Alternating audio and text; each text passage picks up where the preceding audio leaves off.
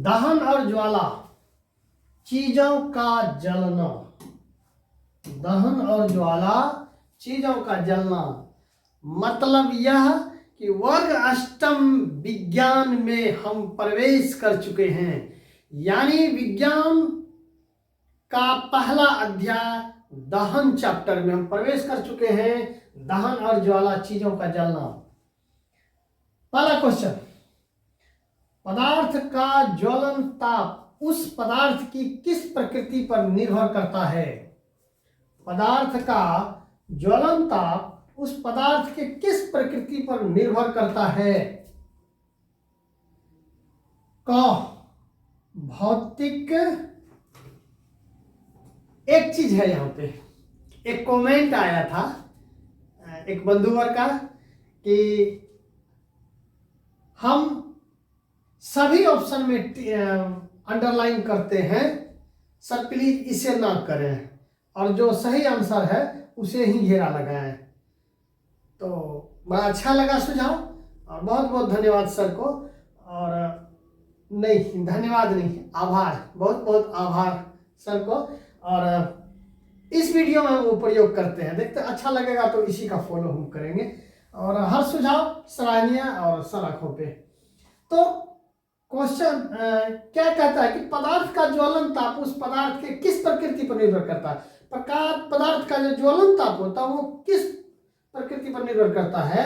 तो क हो गया भौतिक, ख रासायनिक, ग दहन, घ नन। तो आंसर हो जाएगा कि पदार्थ का ज्वलन ताप जो है ना, वह रासायनिक जो है प्रकृति जो है वो रासायनिक पर निर्भर करता है। पदार्थ का रासायनिक प्रकृति पर निर्भर करता है ज्वलन ताप। तो रासायनिक परिवर्तन, सॉरी प्रकृति, रासायनिक प्रकृति। हाँ एवरीबॉडी, आज फिर से एक नए वीडियो के साथ सक्षमता परीक्षा रिवीजन क्लास कक्षा 1 से लेकर 8 तक, वीडियो संख्या 24। वीडियो संख्या 1 से चलते हुए 24वां तक, 24वां वीडियो तक हम लोग पहुंच चुके हैं। अष्टम से विज्ञान, वर्ग अष्टम और विज्ञान पाठ 1 से प्रारंभ, और ये प्रश्नोत्तरी चल रहा है, प्रश्नोत्तरी। और यह इसका पहला अध्याय प्रारंभ कर चुके हैं। आगे बढ़ने से पहले अगर अब तक चैनल को सब्सक्राइब नहीं किया तो प्लीज सब्सक्राइब कर लें, ताकि त्वरित रूप से आप तक हर वीडियो पहुंच पाए। अच्छा लगे तो शेयर करें, लाइक जरूर कर दें। तो तेजी से चलते हैं आगे।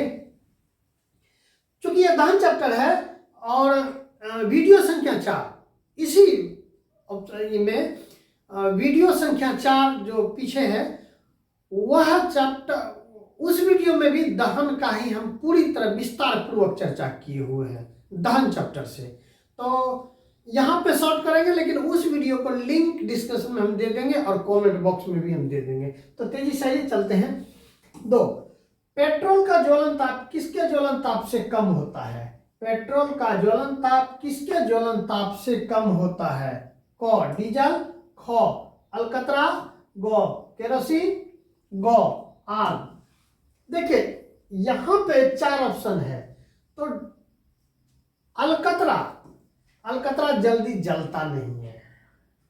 ज्वलन ताप क्या है कि कितना डिग्री टेम्परेचर गर्म किया जाए कि वो आग पकड़ ले। आग को कितना उसमें हीट होना चाहिए, ताप कितना होना चाहिए कि वो पकड़ ले। जिस पदार्थ का जितना कम ताप पर आग पकड़ ले उसका वो कम ज्वलन ताप कहलाएगा। और जिस भी पदार्थ का काफी गर्मी देने पर, गर्म करने पर तब वह आग पकड़े तो उसका ज्वलन ताप काफी हाई माना जाएगा, ऊंचा। पेट्रोल सटाते ही फुक से पकड़ लेता है। अब कह रहा है कि पेट्रोल के बाद डीजल या अलकतरा तो बहुत ज्यादा गर्मी चाहिए, केरोसिन, आग तो आग ही है। तो 2 ऑप्शन है, क और ख। इस दोनों ऑप्शन को देखने के लिए थोड़ा सा हम चलें आगे। देखें, एक सूची बनाए हुए हैं पदार्थ और ज्वलन ताप, ये डिग्री में है। सफेद फास्फोरस, फास्फोरस के बारे में चर्चा है। चर्चा क्या, उसकी प्रकृति है कि वह कमरे के तापमान पर स्वतः आग पकड़ लेता है। कमरे के ताप पर, सामान्यतः कमरा का तापमान भी सामान्य रूप से वो 30 और 40 के बीच में रहता है। और यहां पे देख रहे हैं 35 डिग्री। सफेद फास्फोरस 35 डिग्री सेंटीग्रेड है। लाल फास्फोरस का 230 डिग्री, मिट्टी तेल का 220 है, डीजल का 210। जरा सा ये दोनों पॉइंट पर आ जाए, अंतर नहीं है। किरासन तेल में भी आग पकड़ाएंगे और डीजल में भी आग पकड़ाएंगे तो उसी स्पीड से दोनों पकड़ेगा, लेकिन बारीकी थोड़ी सी अंतर है। क्या अंतर है कि मिट्टी का तेल का ज्वलन ताप 220 डिग्री है, जबकि डीजल का 210 डिग्री है। इसका मतलब यह हुआ कि जिस भी पदार्थ का ज्वलन ताप कम हो वो तेजी से आग पकड़ता है। इसका देखिए फूंक से पकड़ लेता है। तो इस दोनों में डीजल में पहले आग पकड़ेगा और केरासन तेल उसके बाद में पकड़ेगा। तो आ जाए शेष को भी देख लेते। लकड़ी 300 है, कागज का 233, कोयला का 454। देखिए लकड़ी का 300 है, कोयला का 454, मतलब लकड़ी में पहले पकड़ेगा, कोयला में बाद में पकड़ेगा। हम लोग मिट्टी तेल और डीजल में, तो मिट्टी तेल 220 और डीजल 210। अब सवाल को देखें कि पेट्रोल का ज्वलन ताप किसके ज्वलन ताप से कम होता है। पेट्रोल इन दोनों से कम है। इसका मतलब पहले आग पेट्रोल में पकड़ेगा, फिर डीजल में पकड़ेगा, तब केरोसिन तेल में पकड़ेगा। तो पेट्रोल का ज्वलन ताप किसके ज्वलन ताप से कम है, तो आंसर हो जाएगा कौन नंबर, डीजल। चलो 3 नंबर, सफेद फास्फोरस का ज्वलन ताप होता है, सफेद फास्फोरस का ज्वलन ताप होता है कम, ख अधिक, ग न कम, न अधिक, घ नन। तो आंसर हो जाएगा कम। ज्वलन ताप काफी कम है, 35 डिग्री दिखाए थे ना, 35 डिग्री कमरे के तापमान पर, और फूंक से आग पकड़ लेता है। सफेद फास्फोरस और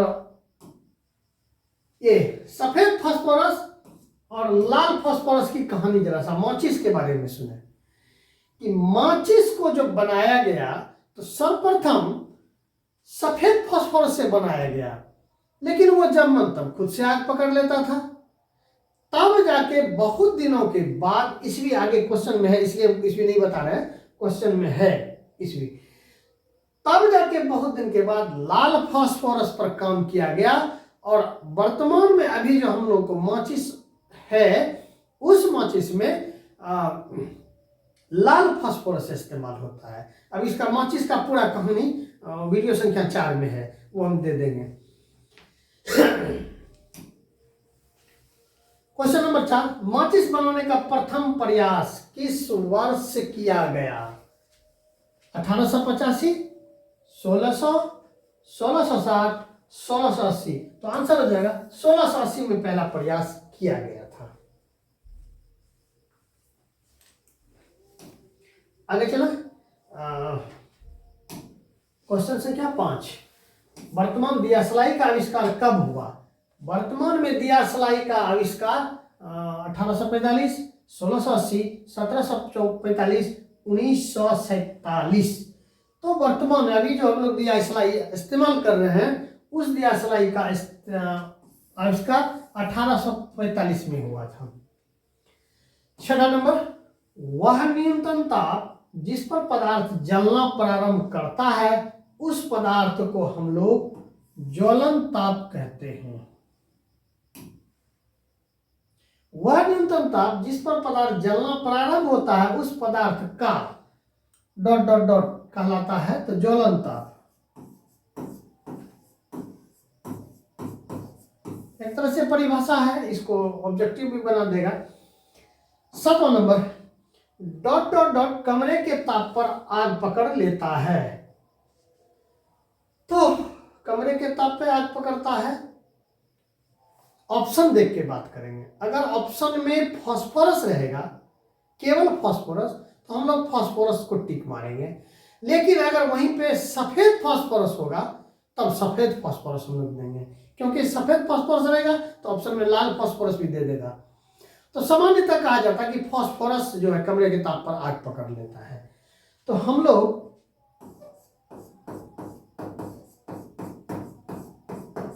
फास्फोरस है, अगर सफेद भी कह जाए तो कोई खराबी नहीं, लेकिन फास्फोरस कमरे के ताप पर आग पकड़ लेता है। 8 नंबर, मोम एक हाइड्रोकार्बन है जो डॉट डॉट डॉट और डॉट डॉट से मिलकर बनी है। तो यही देखिए ना, क्वेश्चन में आंसर दे दिया, हाइड्रो और कार्बन यानी हाइड्रोजन।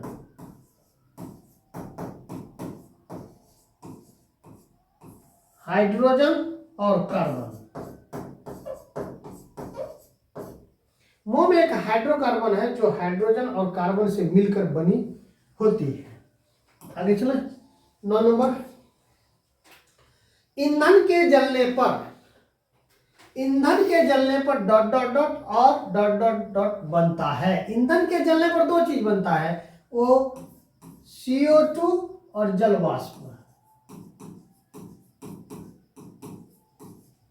कार्बन डाइऑक्साइड और भाप बनता है, यही है। और 10 नंबर, पेट्रोल का ज्वलन ताप केरोसिन के ज्वलन ताप से कम होता है, डॉट डॉट होता है तो कम होता है। देखिए, त्वरित और भूकंप प्रकृति के दो भयानक रूप, ये दोनों भाई भयानक है। त्वरित भी और भूकंप भी, ठनका और झूला झूलाता है जो। चला, क्वेश्चन नंबर 11, आवेश कितने प्रकार के होते हैं? क 1, ख 2, ग 3, घ 4। तो आवेश दो प्रकार के होते हैं, धन आवेश, ऋण आवेश। ऋण आवेश हम लोग दो जानते हैं, दो होते हैं, जानते हैं क्या? दो होते हैं। आवेश कितने प्रकार के होते हैं? तो वो दो प्रकार के होते हैं। 12 नंबर, घरों को त्वरित के प्रभाव से किस प्रकार बचाया जा सकता है? क त्वरित चालक, ख भविष्यवाणी से, ग आवेशित कर, घ नन। तो निश्चित रूप पर आंसर हो जाएगा त्वरित चालक।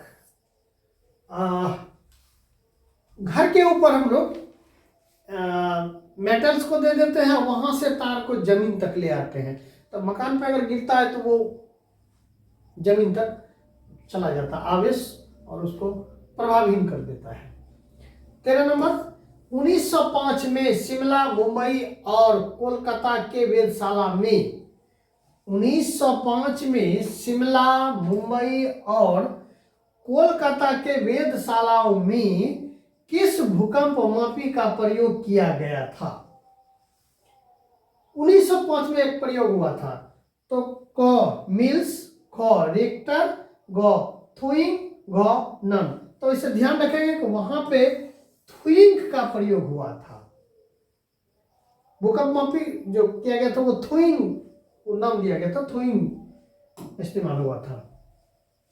आगे चला। 14, बादलों में रगड़ के कारण उत्पन्न होने वाली विद्युत की उपस्थिति किस वैज्ञानिक ने दर्शाया था? क रिचमैन, ख आइंस्टाइन, ग फैराडे, ग बेंजामिन फ्रैंकलिन। तो देखिए, बेझिझक आंसर हो जाएगा घ बेंजामिन फ्रैंकलिन। अब यहां पे थोड़ी एक बात है कि बेंजामिन फ्रैंकलिन साहब ने एक प्रयोग किया हुआ था कि वो बादल को देखते थे और त्वरित वहां से ठनका गिरता था। तो शोध करने के लिए उन्होंने एक काम किए कि पतंग उड़ाए। पतंग के ऊपरी छोर में जहां पतंग लगा हुआ था वहां पे एक चाबी नुमा मेटल लगाया गया, उसमें छोटा सा दे दिया गया, और वहां से जो धागा था, धागा गीला था, और जहां पकड़ते हैं पतंग को धागा से, वहां पे भी एक चाबी का रिंग ही वहां पे बांधा गया था। और हम लोग जानते हैं कि गीले पदार्थ होकर बिजली प्रवाहित होती है। गीले पदार्थ होकर, चाहे वो सूखा धागा हो या जो भी हो, धागा हो और गीला हो कर देने पर उसमें प्रवाहित हो जाएगा। तो वहां पे पहली छोर यहां जाने की पतंग जहां था वहां पे चाबी दे दिया गया, एक चाबी छोटा सा लटका दिया गया, और जहां हम लोग पतंग को कंट्रोल करते हैं वहां पर भी चाबी एक लगाया गया। और पतंग की डोर इतनी लंबी किए कि पतंग बादलों के बीच जाके लुका छुपी करने लगा।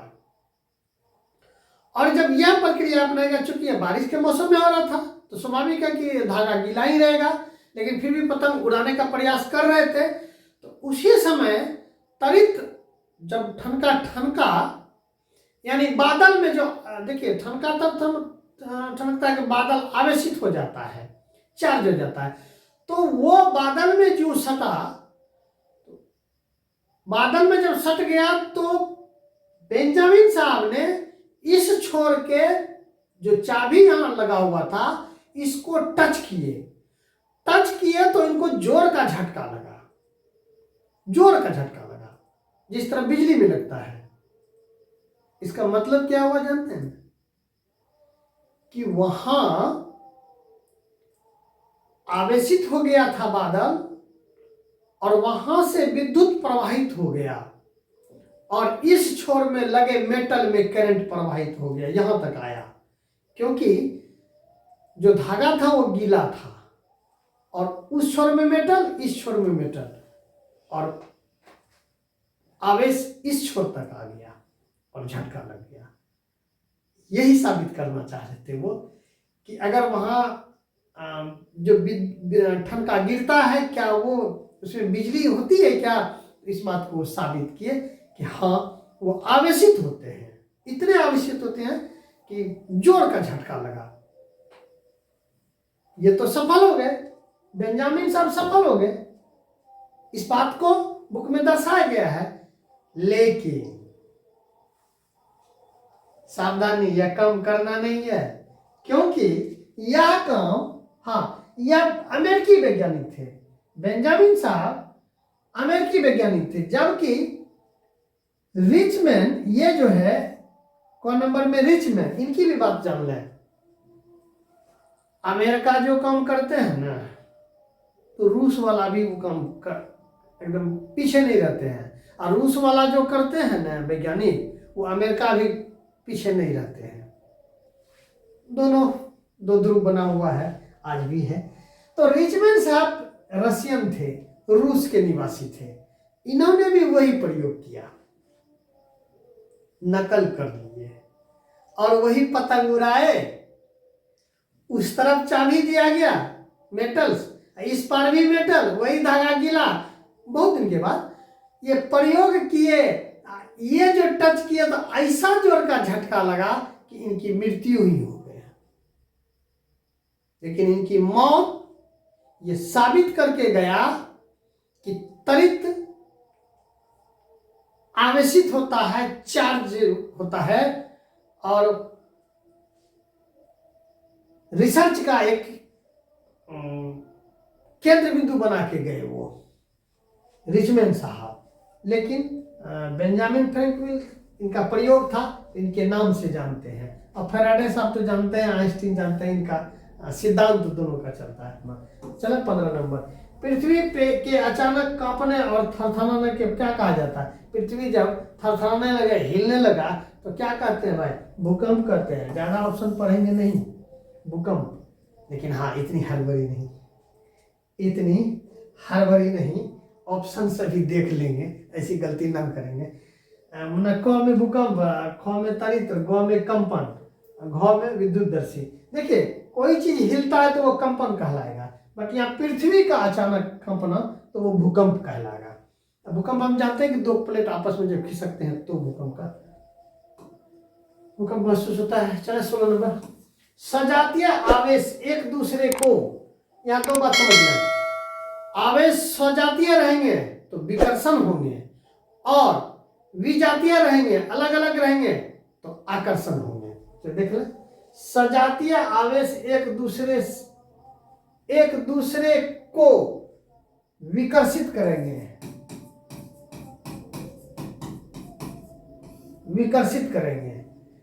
विजातीय आवेश एक दूसरे को डॉट डॉट कहते हैं, आकर्षित कहते हैं।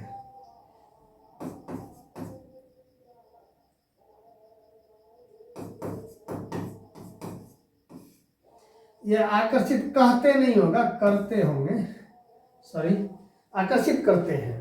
18 नंबर, तरित चालक से भवन को डॉट डॉट डॉट करते हैं, सुरक्षा करते हैं, सुरक्षा करते हैं। 19 नंबर, भूकंप की तीव्रता का मापन, भूकंप की तीव्रता का मापन भूकंप मापी,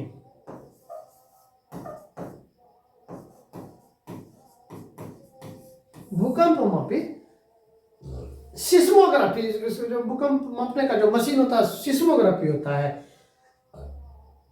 तो भूकंप की तीव्रता का मापन भूकंप मापी स्केल से किया जाता है, जबकि भूकंप, ध्यान रखेंगे, अगर भूकंप की तीव्रता का मापन कितनी तीव्रता होगी यह रिक्टर स्केल पर होता है। ये ख्याल रखें, दोनों में अंतर यही है कि किससे मापेंगे तो वो भूकंप मापी है स्केल पर, और उसकी इकाई को क्या मतलब जो मापेंगे तो वो रिक्टर स्केल कहा जाता है।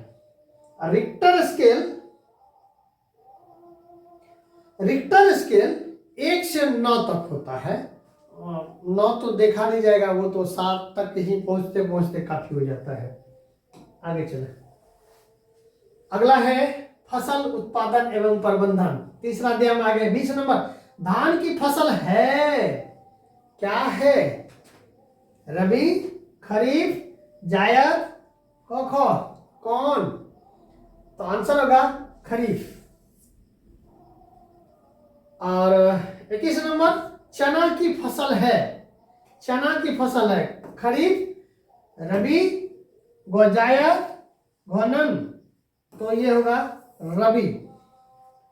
22 नंबर, उर्वरक है, क कार्बनिक पदार्थ, ख अकार्बनिक पदार्थ, ग बोथ, घ नन, तो आंसर होगा उर्वरक है ख नंबर अकार्बनिक पदार्थ। खाद जो होता है ना, खाद कार्बनिक होता है और उर्वरक अकार्बनिक होता है। हाँ, थोड़ा सा कलेक्शन हम बनाए हुए हैं।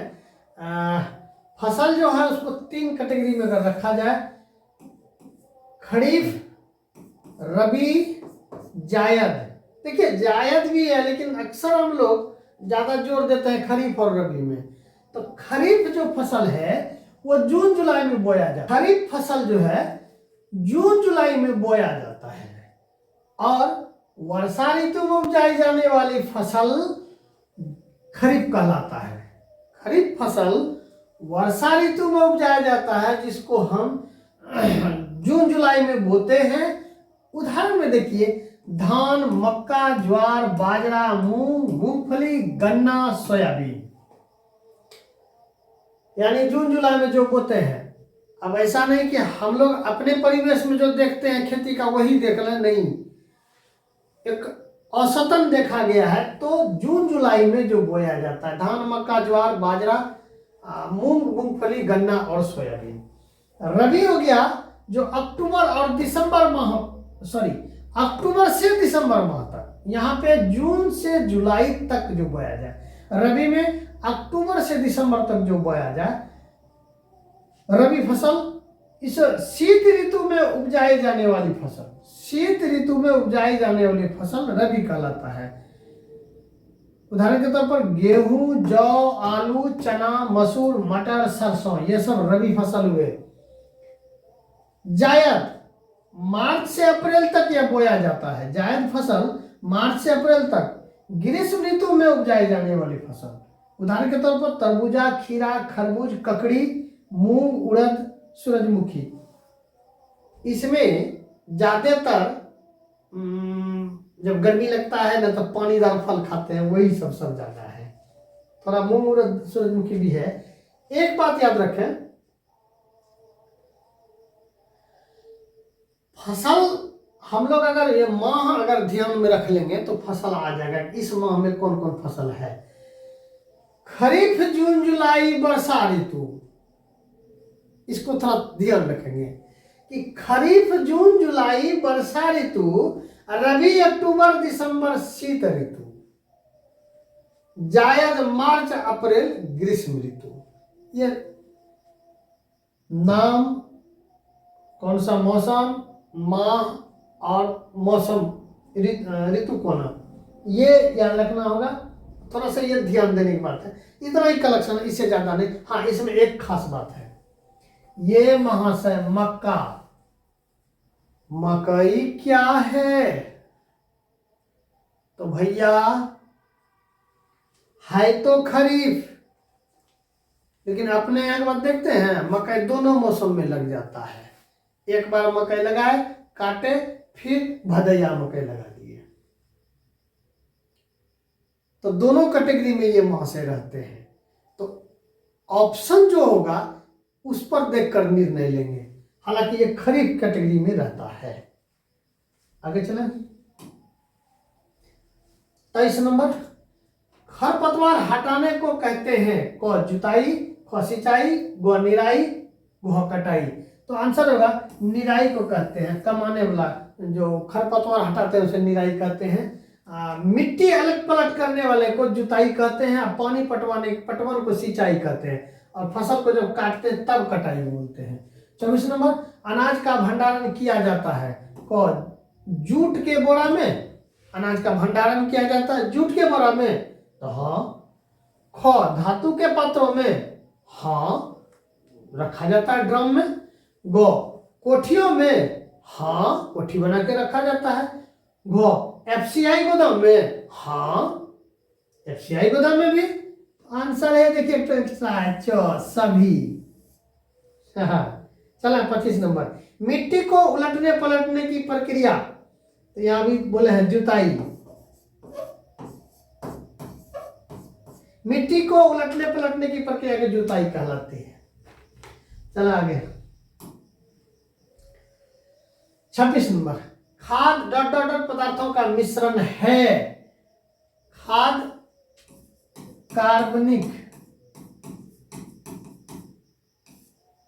कार्बनिक पदार्थों का मिश्रण है। 27 नंबर, धान व गन्ना में डॉट डॉट डॉट सिंचाई, तो अधिक सिंचाई। धान और गन्ना में ज्यादातर सिंचाई होती है, सिंचाई की जरूरत होती है। 28 नंबर, केचुए को किसानों का डॉट डॉट डॉट कहा जाता है। तो केचुआ जो है किसान का मित्र कहलाता है भाई। कैसे? तो ऊपरी परत मिट्टी में छेद करके वो अंदर जाता है, अंदर की मिट्टी ऊपर, ऊपर की मिट्टी अंदर, खा के पचाता है तो वो उपजाऊ बना देता है, इसलिए मित्र कहते हैं। 29 नंबर, फलदार पौधों को पानी देने की सबसे अच्छा तरीका वो है ड्रिप सिस्टम। वो ड्रिप है कि एक पाइप यहाँ में लगा हुआ पतली वाला, उसमें भी और एक पतली पाइप और एक छोटा सा वॉल्व लगाया जाता है और प्रेशर पे वो घूमता है और दूर तक छिड़काव करता है। चले चैप्टर नंबर 4, कपड़े तरह तरह के रेशे तरह तरह के। 30 नंबर शुद्ध नायलॉन है, क ज्वलनशील, ख अज्वलनशील, ग बोध, घ नन। तो शुद्ध नायलॉन जो है वो अज्वलनशील है। ये पैराशूट वगैरह में वो काम दिया जाता है, बहुत मजबूत होता है। अब वो इतना मजबूत कि आगे देखें ऑप्शन में भी है। 31 नंबर पॉलिस्टर किस प्रकार का रेशा है? पॉलिस्टर किस प्रकार का रेशा है? क संश्लेषित, ख ज्वलनशील, ग असंश्लेषित, घ ज्वलनशील। तो आंसर होगा संश्लेषित। संश्लेषित मतलब ये हो गया कि मानव निर्मित, मानव के द्वारा बनाया गया, कृत्रिम नहीं है, प्रकृति के द्वारा बना हुआ नहीं है, ये मानव निर्मित है। आगे चले। 32 नंबर भारत में रेयन का पहला कारखाना कहां स्थापित किया गया? क पटना, ख कोलकाता, ग तमिलनाडु, ग केरल। तो आंसर होगा केरल। केरल में 1946 में स्थापित किया गया था भारत में रेयन का पहला कारखाना। चलो 33 नंबर एक नायलॉन का तार किसके तार से अधिक मजबूत होता है? एक नायलॉन का तार किसके तार से अधिक मजबूत होता है? क इस्पात, ख पॉलिस्टर, ग सूती, घ रेशा। एक बात जानते हैं, नायलॉन की पतली सी तार स्टील यानी इस्पात के पतली तार से भी मजबूत होता है। एक तरफ नायलॉन का तार हो, एक तरफ स्टील का तार हो सेम मोटाई का, तो ज्यादा मजबूत नायलॉन का होगा, इस्पात से मजबूत नायलॉन का। तो आंसर हो जाएगा कौन नंबर? इस्पात। 34 नंबर रेशम किससे प्राप्त होता है? रेशम किससे प्राप्त होता है? क पतंग, ख मच्छर, ग कीट, ग मधुमक्खी। तो रेशम जो है रेशम के कीट से हमें मिलता है। 35 संश्लेषित रेशे डॉट डॉट डॉट अथवा डॉट डॉट डॉट रेशे भी कहलाते हैं। तो संश्लेषित रेशे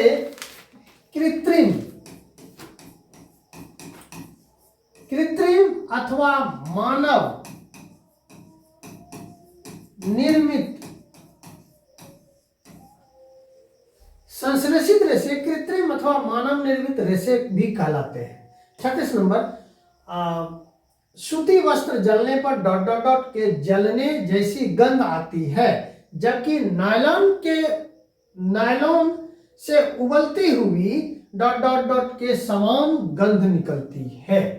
तो ये सूती वस्त्र जलने पर कागज के जलने जैसी गंध आती है, जबकि नायलॉन से उबलती हुई फली के समान गंध निकलती है। ये गंध की बात है। चलो 37 नंबर सूती और नायलॉन के वस्त्र को फाड़ने पर डॉट डॉट डॉट वस्त्र आसानी से फटते हैं। भैया ये तो ये बोल रहा है कि एक सूती कपड़ा ले लें, एक नायलॉन कपड़ा ले लें, तो कौन तेजी से फटेगा? सामान्य सी बात, सूती पहले फट जाएगा। आंसर होगा सूती। आगे चलें। 38 नंबर डॉट डॉट डॉट रेशा सेलुलोज के रासायनिक क्रियाओं के द्वारा प्राप्त किया जाता है। तो ये रेयन है। रेयन रेशा सेलुलोज के रासायनिक क्रियाओं के द्वारा प्राप्त होता है। सेलुलोज कहां से मिलता है? तो पेड़ पौधों से। तो पेड़ पौधों से सेलुलोज प्राप्त कर उस सेलुलोज से रेयन बनाया जाता है। चलिए अगला, बल से जोड़ का आजमाइश, 5वां अध्याय में हम लोग आ गए। 39 नंबर बल कितने प्रकार के होते हैं? बल कितने प्रकार के होते हैं? थोड़ा सा इसको हम लोग आगे जरा सा देख लेते हैं, तब इस पर आते हैं, तो बड़ा तेजी से बनेगा और समझ में।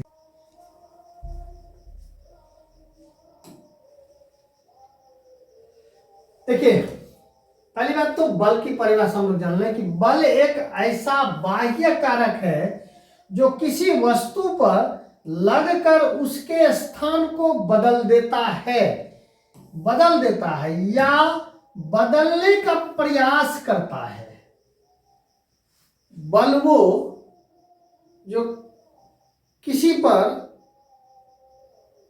धक्का लगाए या खींचें तो वह पदार्थ वहां से खिसक जाए, या हम प्रयास किए, खिसका नहीं लेकिन प्रयास मेरा हुआ। यही बात कह रहा है कि बल एक ऐसा बाह्य कारक है जो किसी वस्तु पर लगकर उसके स्थान को बदल देता या बदलने का प्रयास करता है, तो बल कहलाता है। इसका एसआई मात्रक जो होता है वो न्यूटन, उसको एन से हम लोग सूचित करते हैं। एसआई मात्रक न्यूटन, जो इकाई हुआ केजी गुना मीटर बटे सेकेंड स्क्वायर, इसको वो प्रति बोलते हैं या बटे, केजी मीटर प्रति सेकेंड स्क्वायर, ये हो गया। अब बल को देखें, वो प्रकार को जरा हम लोग देख लें, हालांकि इसको डिटेल में नहीं जाएंगे, सक्षमता के दृष्टिकोण से इतना ही। बल दो प्रकार के होते हैं, एक संपर्क बल दो प्रकार के होते हैं, एक संपर्क बल और असंपर्क बल। यानी बल जो लगाए, एक तो हम उसको टच कर लिए, यानी उठाने के लिए, खींचने के लिए पकड़ना पड़ेगा, धक्का मारने के लिए ताकत लगाना पड़ेगा छूकर, तो ये संपर्क बल हुआ। और एक असंपर्क बल मतलब जादू से कैसे, आगे बात करेंगे। संपर्क बल और असंपर्क बल, देखिएगा, ध्यान रखिएगा, बल दो प्रकार के होते हैं, संपर्क बल, असंपर्क बल। पुनः संपर्क बल दो प्रकार के हुए, एक पेशीय बल और एक घर्षण बल। दूसरा असंपर्क बल, तो हालांकि हम लोग ये चर्चा कर लें, संपर्क बल, पेशीय बल, अब इस पर ज्यादा डिटेल ना जाए, लेकिन ये बोले पेशी मतलब मांसपेशी, तो हम लोग के ताकत से जो काम होता हो, मांसपेशी का ताकत, जहां वो पेशीय बल कहलाता है। यानी मनुष्य या जानवर कोई भी कर रहा है तो वो पेशीय बल के तहत आ जाएगा। और घर्षण बल, जिसको घसीट के लाते हैं, घसीटा जाता है, एक दूसरे पर घसीटा जाए। दो पृष्ठ है, दो पृष्ठ, एक घसीट रहा है, एक घसीटा जा रहा है, एक जिस पर घसीटा जा रहा है, दोनों का परत है। यानी एक लकड़ी को हम खींच रहे हैं या एक ईंटा बांध के खींच रहे हैं जमीन पर, तो जमीन का एक पृष्ठ और ईंटे का एक पृष्ठ, दो पृष्ठ आपस में घर्षण कर रहा है, तो यही घर्षण बल हुआ। पेशीय बल, संपर्क बल दो प्रकार के, पेशीय बल और घर्षण बल। वहीं पे असंपर्क बल दो प्रकार के, यह भी दो प्रकार के, गुरुत्वाकर्षण बल और चुंबकीय बल। गुरुत्वाकर्षण का बल पृथ्वी में, देखिए ना, सेब पर तो बहुत याद आता है कि एक सेब गिरा नीचे, तब न्यूटन साहब खोज लिए कि गुरुत्वाकर्षण का बल लगा, सेब वाली कहानी। तो कुछ भी ऊपर जाएगा तो वो नीचे खींच लेगा। पृथ्वी रस्सी लगा के खींचा है क्या? नहीं ना। असंपर्क मतलब बिना संपर्क किए उसको खींच लिए, तो यही है जादू। चले, अब दूसरा चुंबकीय बल, एक चुंबक यहाँ, एक चुंबक यहाँ, देखिए ना, या लोहा यहाँ रखा हुआ, चुंबक यहाँ रखा हुआ, ऐसे ऐसे जैसे सटाए पावरवा लोहा को सुटुक यहाँ खींच लिया, या चुंबक का छोटा टुकड़ा को सुटुक से अपने तरफ खींच लिया तेजी से। क्या उसको रस्सी से बांध के खींचा गया? बल लगा, लेकिन असंपर्क वाला, कोई संपर्क नहीं, फिर भी वो लग गया, तो यही है जादू। तो ये जादू मां से असंपर्क बल दो है, गुरुत्वाकर्षण बल और चुंबकीय बल। अब आए तो जरा बेहतर होगा अब प्रश्न बनने में। बल कितने प्रकार के होते हैं? क एक, ख दो, ग तीन, घ चार। तो आंसर होगा दो प्रकार का, संपर्क बल और असंपर्क बल। 40 नंबर। बल का मात्रक है केजी, ख मीटर, क ग्राम, ग न्यूटन। तो आंसर हो जाएगा न्यूटन।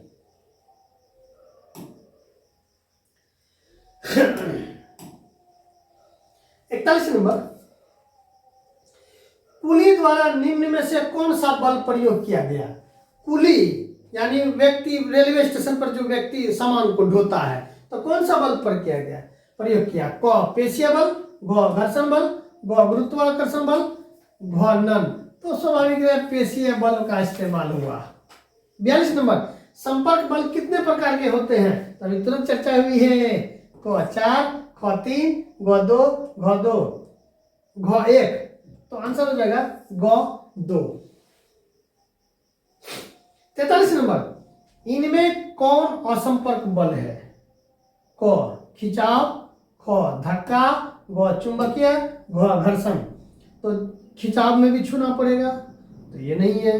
घ में धक्का भी देने में भी छूना पड़ेगा, ये नहीं है। घर्षण में भी एक दूसरे में घिसाएगा, ये नहीं है। तो ग ये चुंबकीय। 21 नंबर, सॉरी 44 नंबर, जब दो वस्तुओं को एक दूसरे के साथ रगड़ खाता है तो इनकी सतहों के बीच जो बल कार्य करता है वह बल होता है क्या? क गुरुत्वीय बल, ग घर्षण बल, ग चुंबकीय बल, ग स्थिर विद्युत बल। तो आंसर हो जाएगा घर्षण बल। 45 नंबर, अब घर्षण के कारण पर चले। छठा अध्याय। 45 नंबर, वायु एवं द्रव को कौन सा पदार्थ कहा जाता है? वायु एवं द्रव को कौन सा पदार्थ कहा जाता है? क तरल, ख गैस, ग दोनों, घ ठोस। हाँ, वायु और द्रव जहां मिक्स हो,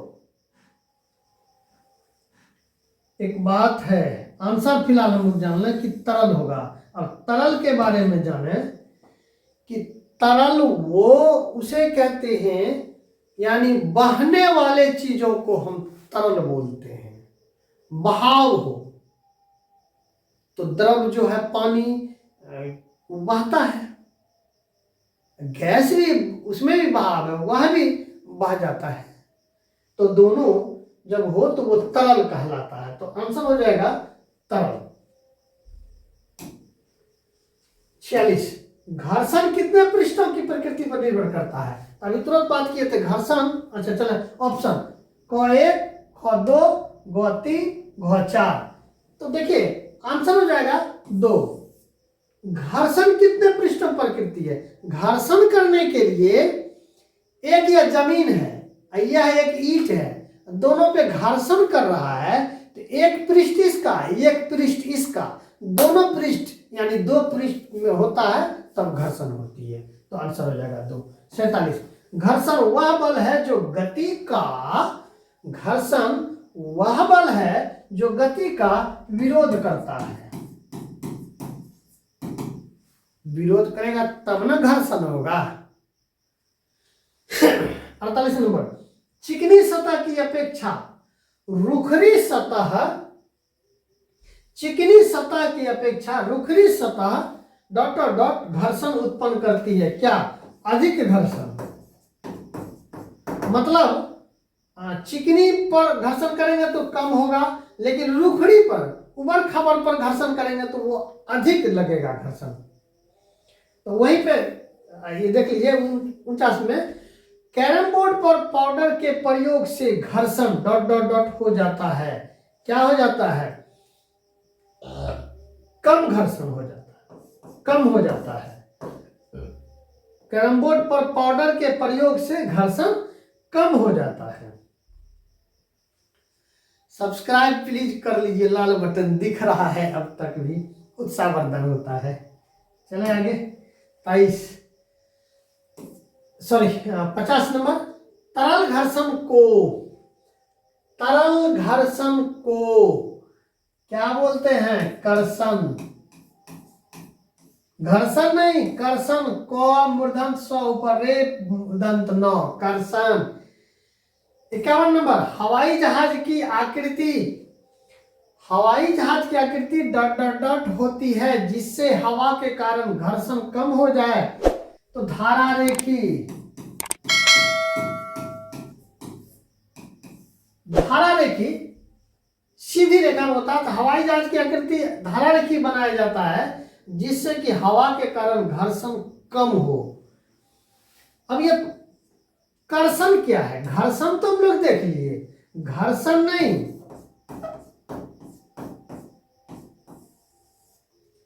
इसको नहीं कह रहा है। ये कह रहा है कर्षण, तो तरल पदार्थ द्वारा लगाए घर्षण, तरल पदार्थ द्वारा लगाए घर्षण बल को कर्षण बल कहते हैं। यानी तरल में जो घर्षण बल लगे वो कर्षण बल कहलाता है।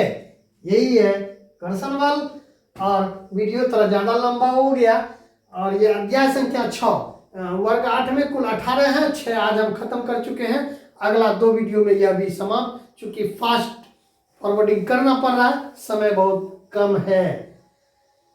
हाँ, लाल बटन प्लीज अभी भी दिख रहा है सब्सक्राइब का, उसे आप टच एक बार करें ना, उत्साह मेरा बढ़ जाता है। आपका एक टच उत्साह मेरा बढ़ जाता है। तो मिलते हैं इसी वादे के साथ कि आप सब्सक्राइब निश्चित कर लिए होंगे और शेयर कर दें, लाइक अवश्य करें। तो मिलते हैं वीडियो संख्या 25 में। तब तक के लिए बाय, थैंक यू।